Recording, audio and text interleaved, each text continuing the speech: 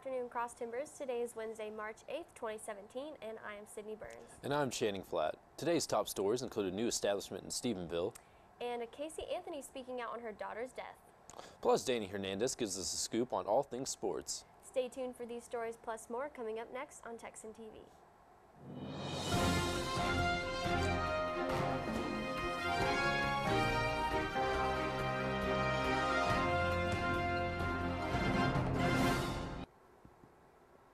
In campus news, sign-ups for Service Day projects are still open. Students can use their NTNet login information to sign up for various projects on Texan Sync. The deadline to sign up is Sunday, March 12th, so those who are interested in participating should sign up as soon as possible. For more information on Service Day or to look at projects being offered around Stephenville, visit Texan Sync and look for Tarleton Service Day on the events calendar. In local news, Stephenville Police Department and Erath County Sheriff's Office are reinforcing their bond.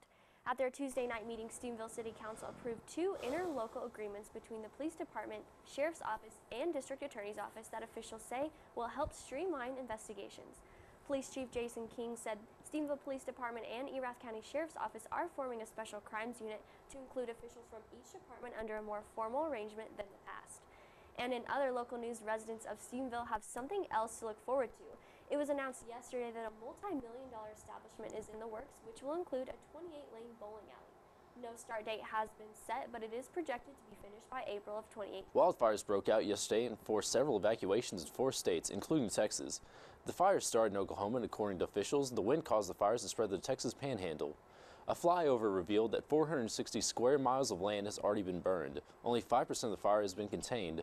A smaller fire was reported and has been 75% contained. In total, 4 people have died in the wildfires. In national news, Casey Anthony, who was acquitted of first-degree murder in the death of her 2-year-old daughter, Kaylee, back in 2011, is speaking out to a news media outlet about her daughter's death for the first time. While very aware that the world believes she did not kill her daughter, or she did kill her daughter, Anthony remains unfazed and continues to insist she does not know what happened to Kaylee. Now, 30-year-old Anthony lives in South Florida and works with the lead investigator that worked on her case. We turn now to the Associated Press for this exclusive interview. As to the charge of first-degree murder, verdict as to count 1. We, the jury, find the defendant not guilty, so say we In all. 2011, Casey Anthony was acquitted of first-degree murder in the death of her 2-year-old daughter, Kaylee. But you were also convicted of one thing. Lying to the cops. Right. People lie to the cops every day. Cops lie to people every day. I'm just one of the unfortunate idiots who admitted that they lied.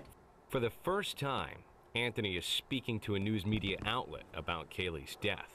In a series of recorded interviews with the Associated Press, Anthony said she knows much of the world believes she killed her daughter, despite her acquittal.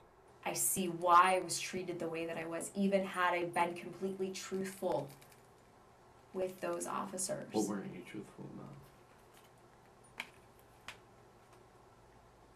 And I understand it might have been out of panic. No, it was things that I didn't know at the time. Kaylee was last seen on June 16, 2008.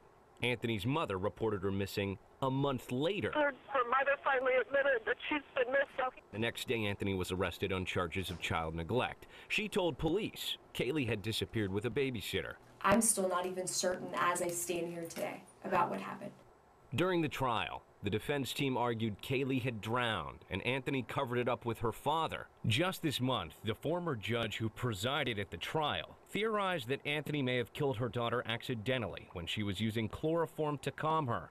Her lawyer quickly dismissed that. To your understanding, how did she die? I don't know. You don't know? Something about drowning, possibly. Everyone else has their theories. I don't know. So your parents had her? My dad did. And next thing you know, she's missing, right? How did it play? I did what I was told. I don't remember too much of what happened. Anthony now says she was sleeping when her daughter vanished. Give me the situation when things went wrong. When did things go wrong? All of a sudden, it's like, where's Kaylee? Like, is that how it went? No, what I remember is being in bed, my mom coming in before she left her work and saying goodbye to us. And then waking up several hours later. And later in the morning. hour, 2 hours later and not knowing where she was. Don't you wish you know what happened? Absolutely. The 30-year-old Anthony now lives in the South Florida home of the lead investigator who worked on her case. She works for him in assisting attorneys representing criminal defendants. One of the reasons I'm so good at my job is because I'm taking everything that the state tried to use against me, like my Facebook and pictures and all that stuff that they distorted. I now go through and research people's backgrounds and put everything together in a good way.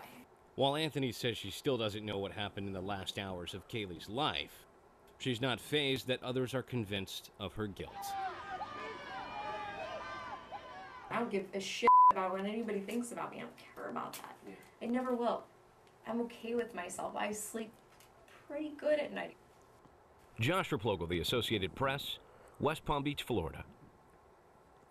In international news, at least 30 people were killed and dozens wounded after an attack earlier today at a military hospital in Afghanistan's capital. It is said that 4 gunmen and 2 suicide bombers wearing white lab coats stormed into the 400-bedroom military facility when the attack took place. The attack went on for hours, and one person said this is not the first attack by the Islamic State.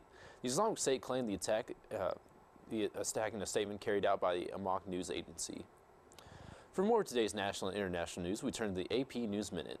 This is AP News Minute. Calmer winds are expected Wednesday as firefighters battle massive wildfires in Kansas, Colorado, Oklahoma, and Texas.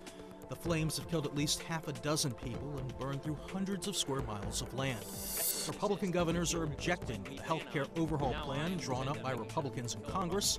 The governors say the plan would force millions of lower-income workers off insurance rolls or stick states with the costs of covering them. At least 4 people are dead after a freight train smashed into a charter bus in Biloxi, Mississippi. The bus was bringing passengers from Austin, Texas to a Gulf Coast casino.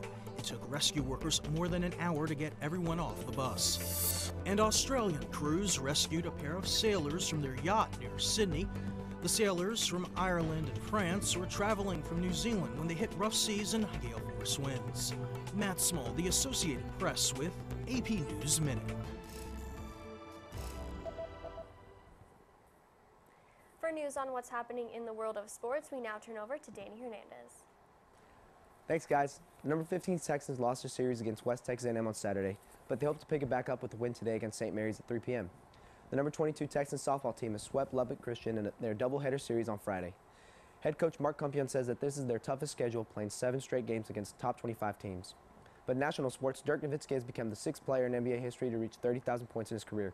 Last night, Nowitzki put up 25 points and 11 rebounds. He joins Michael Jordan, Kobe Bryant, and Wilt Chamberlain in this milestone of his career.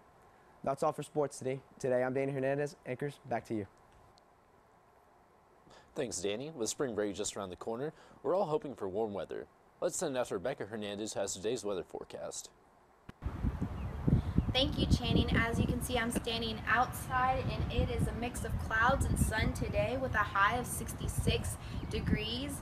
And the winds coming at south 10 to 20 miles per hour. And later tonight, it would drop at 55 degrees with winds still coming at 5 to 10 miles per hour tonight. Back to you. Thanks, Rebecca. This has been a production of Texan TV News, a product of the Texan News Service from the Tarleton State University campus in Stephenville, Texas. Watch us live on Apogee Channel 2.1, the dorms at 12:30 weekdays. If you live off campus, tune to Northland Cable Channel 9. You can follow the Texan News Service on Facebook and Twitter, and check out our website at www.texannews.net for all of your latest local, state, national, and international news. Today's broadcast was produced by Ariel Steele, Rebecca Hernandez, Latricia Powell, Marquise Daughtry, and Danny Hernandez. Have a wonderful day, Texans.